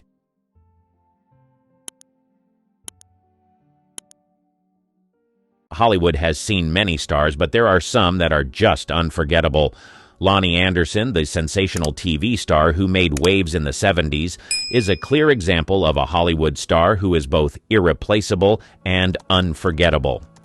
From 1966 to date, Lonnie has shown the world what it means to be a phenomenal actress. Over the years, she has risen above the storms of life and etched her name in the history of Hollywood. She may be in her 70s right now, but she looks nothing like her age, and it may surprise you to know that she is still acting. This gorgeous and talented actress has led a life that is worth emulating, and these mind-blowing facts about her will surely leave you shocked and inspired at the same time. Why she decided to teach. In the 70s and 80s, Lonnie was living the life of a superstar, and she was loving it. However, most people don't know what her life looked like before the fame. In her early 20s, she made certain decisions that left her on the brink of poverty, and she had no choice but to take on certain jobs to support herself and her baby. See, Lonnie Anderson has always been one to turn lemons into lemonades, and her attitude towards a broken marriage was not any different. Before she got famous, the actress was living a normal life. Sure, she had the makings of a superstar, but she had not caught the acting bug yet. So her focus at the time was building a family with a man she had fallen in love with, Bruce Hasselberg. The couple later welcomed a beautiful daughter, but things quickly went sour. Their marriage ended in a divorce before Lonnie even turned 21, and she was left to fend for herself and her baby. This was one of the most trying times in Lonnie's life, especially because she didn't plan on ending up alone at such a young age with such a huge responsibility. However, instead of running away from her problems, she decides to face the situation head-on. Lonnie made up her mind to do everything in her power to fend for her child, even if it meant taking on a teaching job. Sure, she was young, but she was also determined to build a better life for herself. The marriage may have ended, but she soon realized that she had her whole life ahead of her and she had the power to transform her life. So she took on a teaching position and poured her heart into it. As she was teaching, she also used the opportunity to complete college, knowing well that being educated will open more doors for her in future. Soon enough, she was able to earn enough to take care of herself and provide her daughter's basic needs. This phase of her life is not one that a lot of people know about, but it surely contributed to making her the resilient person she is known as today. Since then, Lonnie has taken every challenge that life has thrown her way and turned it around for her good. She is truly a fighter, and success is never far from people like her. More than a sex symbol. In an industry where beauty is an acceptable currency, Lonnie wanted to offer more than just beauty. The world saw her as a sex symbol, but she wanted more for herself. There is no denying that Lonnie Anderson was on top of the world in the peak years of her career, and her looks contributed greatly to her success. Her timeless beauty possessed an ethereal allure with her cascading golden locks, sparkling azure eyes that mirrored the vast skies of admiration, and a captivating smile that could light up the darkest rooms. Her curvaceous silhouette and graceful demeanor enchanted audiences and made it easy for her to stay relevant at a time when physical attractiveness was in high demand in the industry. When her star began to rise, people fell in love with her for a lot of reasons. Some loved her acting skills, while others fell in love with her looks. Her presence on screens reminded people of the likes of Jane Mansfield and Marilyn Monroe, and as much as she loved being associated with those names, there was a part of her that wanted more. Being seen as a sex symbol got her a lot of fame and attention, but she knew that she had more to offer, so she decided to do everything in her power to show her fans that her skills were mind-blowing. As her career progressed, she started working towards becoming a more versatile actress and being loved for more than just her physical looks.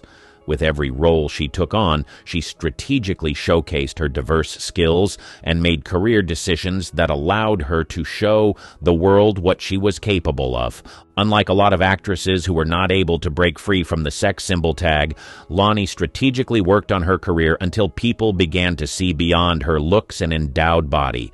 These days, when her name is mentioned in a room, people remember her as the phenomenal actress who embodied diverse roles and gave her fans performances they will never forget. It is impossible to refer to her as just a sex symbol because she has made it clear to the world that she is way more than that. She is a versatile actress who can transform herself into different characters in different genres. From drama to comedy and many more genres, Lonnie Anderson has been unstoppable over the years. You would agree that it takes a certain level of stubbornness and persistence for a celebrity to change the image that people have of them. Lonnie Anderson stopped at nothing till she became the actress that she dreamed of becoming, and her tenacity inspires several women till date. Bold advocate. When she came into the industry, it wasn't just about the glitz and glam for her. She had her eyes set on more. She wasn't just here to be a famous actress. She wanted to be a trailblazer, a force to be reckoned with in the industry. One look at Lonnie Anderson's career exploits, and one can tell that the actress has always been determined to empower women and speak up when she felt like women were treated unfairly. She was not just your average Hollywood starlet, but a fierce advocate for equal opportunities and a champion for women everywhere. From the pinnacle of her career to the present day, she's been on a relentless mission to support and uplift her fellow women. It's like she took a superhero oath to fight for equality, and boy, did she deliver. There is no denying that unequal pay has been the thorn in the side of the entertainment industry for ages, but When Lonnie Anderson strolled in, she wasn't having any of it. She rolled up her sleeves, fixed her gaze on the inequality bullseye, and declared war. Lonnie became a trailblazer in demanding equal pay, making waves as one of the first female celebs to throw down the gauntlet on WKRP in Cincinnati. In a world where the pay gap was as wide as the Grand Canyon, Lonnie stood tall and said, "Enough is enough." But she didn't just stop at demanding equal pay. She became a beacon of empowerment for women everywhere. Her actions echoed louder than any script she ever delivered. Lonnie Anderson wasn't just another actress. She was a fierce advocate for change, a catalyst for a shift in the status quo. Fast forward to today, and Lonnie's legacy is etched in the annals of Hollywood. She's not just a name on the Walk of Fame, she's a symbol of resilience, a reminder that one person can spark a revolution.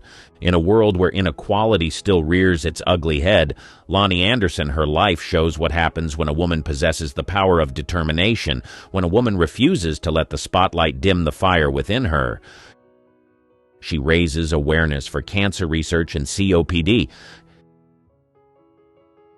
If there is someone who believes that her voice makes a difference, it's Lonnie Anderson. Over the years, the actress has spoken boldly and supported causes that matter to her regardless of what people have said. Clearly, there's so much more to this lady than meets the eye.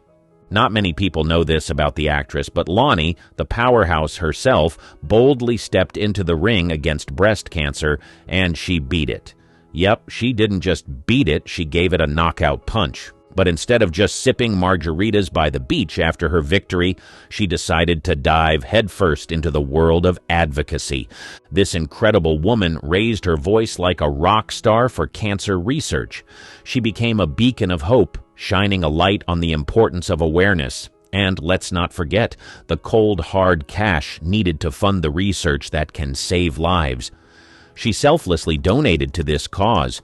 She would have easily used the money to acquire luxurious items for herself, just like a lot of celebrities do, but she decided that it was better to put her funds into a project that would better the lives of others and help people that have cancer.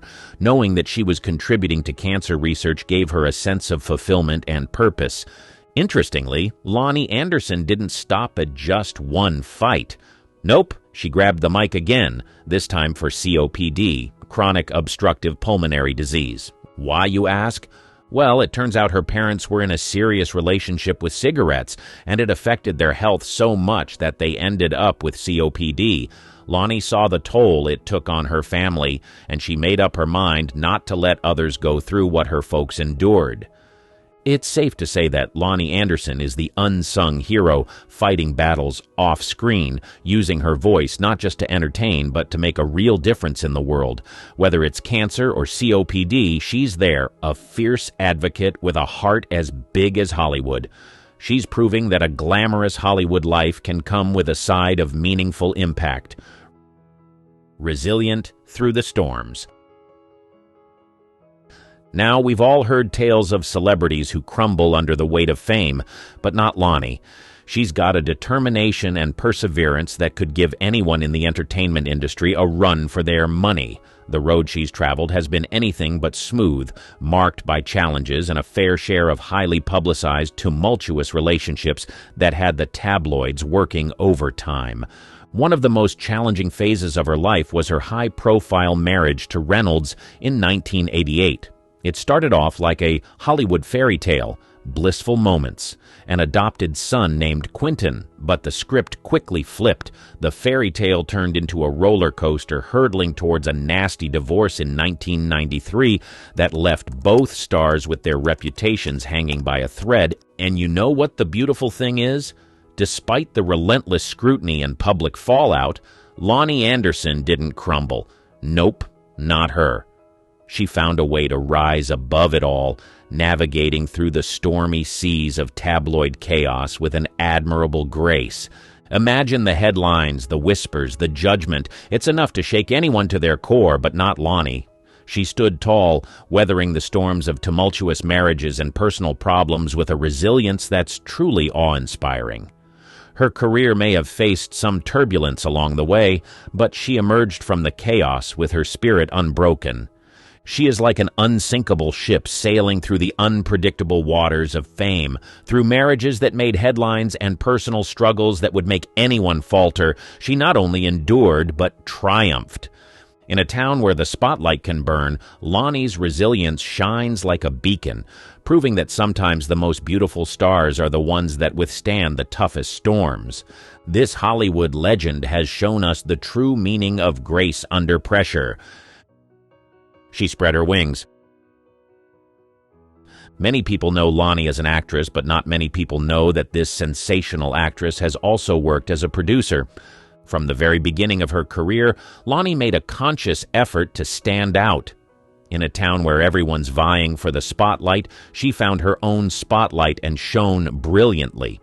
It wasn't just about the looks or the charisma. It was about that extra something that made Lonnie uniquely herself. But here's where it gets even more interesting. Lonnie Anderson wasn't content with just being in front of the camera. No, she decided to spread her wings and venture into the world of production. Now, that takes guts. Imagine stepping out of the comfort zone of being a celebrated actress to take charge behind the scenes. One of her notable ventures into production was the TV movie White Hot: The Mysterious Murder of Thelma Todd, where she not only starred, but also wore the producer's hat. It's one thing to take on a challenging role, but it's a whole different ballgame to oversee the entire production. Yet, Lonnie wasn't one to shy away from challenges. She embraced them. But Lonnie Anderson didn't stop there. She went on to produce another TV movie titled Sorry, Wrong Number, showcasing not only her acting prowess, but also her knack for bringing compelling stories to the screen. It's a bold move to invest not just your talent, but your time and resources into creating your own works. And that's exactly what Lonnie did. And let's not forget her foray into sitcom production with Easy Street. It's like she said, "Why settle for just one role when I can wear multiple hats?" She took charge, made decisions, and brought her creative vision to life.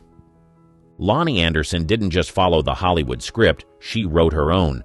From captivating audiences as an actress to making waves as a producer, she's proven that true greatness lies in the courage to stand out and take charge. This Hollywood icon is not just a star on the screen, but a force behind it, rewriting the rules and leaving her mark in the industry. Staying relevant in the industry. A lot of people believe that when an actress gets older, it becomes difficult for such an actress to survive in the industry. This is because younger actresses are usually prioritized when it comes to acting opportunities, but Lonnie's story has been different over the years, and at over 78 years young, Lonnie is still very much a force to be reckoned with in the entertainment industry. Now, that's not just impressive, it's downright inspiring. She hasn't let age become a roadblock. Instead, she's turned it into a stepping stone to showcase that talent knows no expiration date.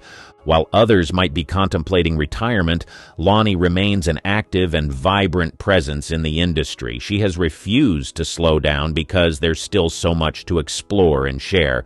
Her commitment to her craft is nothing short of admirable. What's even more remarkable is that she's not just sitting pretty, she's diving headfirst into various projects. Television appearances? Check. Charity events? Absolutely. Lonnie Anderson isn't just relevant. She's an integral part of the entertainment landscape, proving that age is but a number.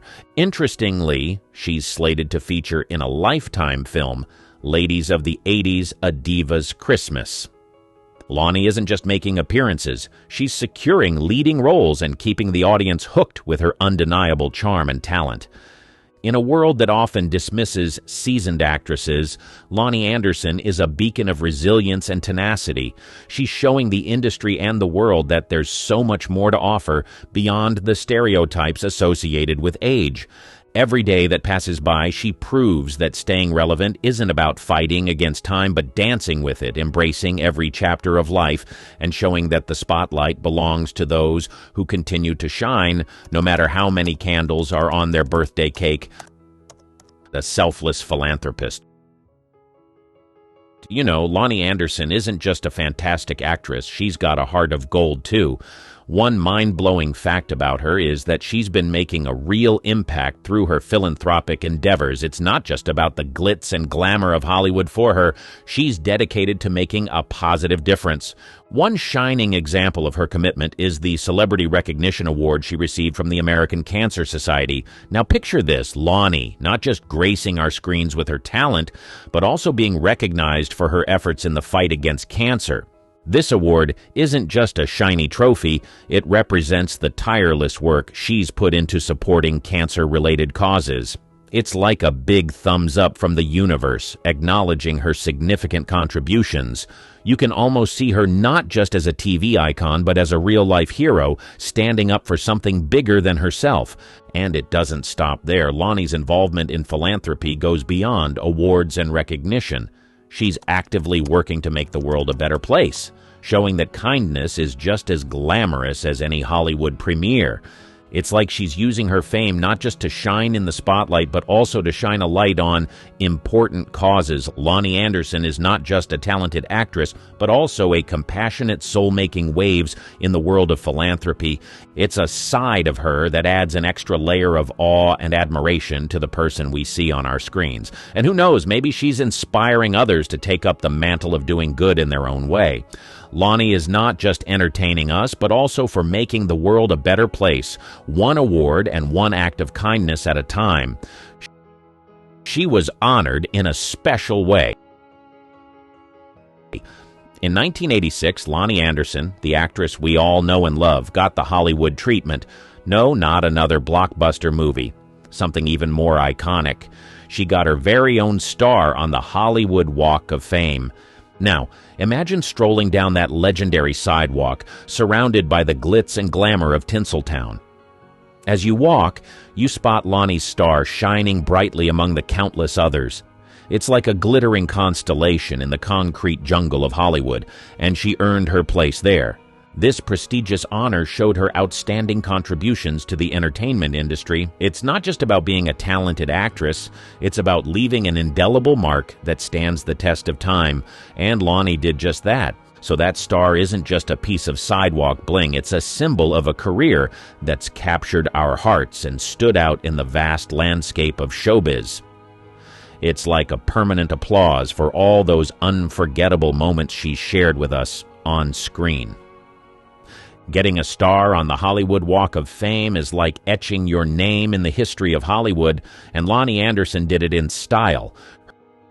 Her career has spanned for over 7 decades. Imagine the entertainment industry as a glamorous, high-stakes arena where dreams are chased and hearts are broken. Many aspire to enter, but only a few make it through the audition room, and even fewer manage to stay relevant for decades. Lonnie Anderson? Well, she's one of those few who not only entered the scene, but left a remarkable legacy, carving a path that's lasted over 7 decades. To survive and thrive in the entertainment industry is like navigating a roller coaster of highs and lows, and Lonnie's career is the embodiment of this wild ride. It's not just about talent, it's about the tenacity to weather the storms, the patience to endure the slow climbs, and the courage to keep pushing forward when the spotlight seems a distant dream. Think about it, she didn't just burst onto the scene and disappear after a brief moment of fame. Nope. When the going got tough, Lonnie kept on pushing.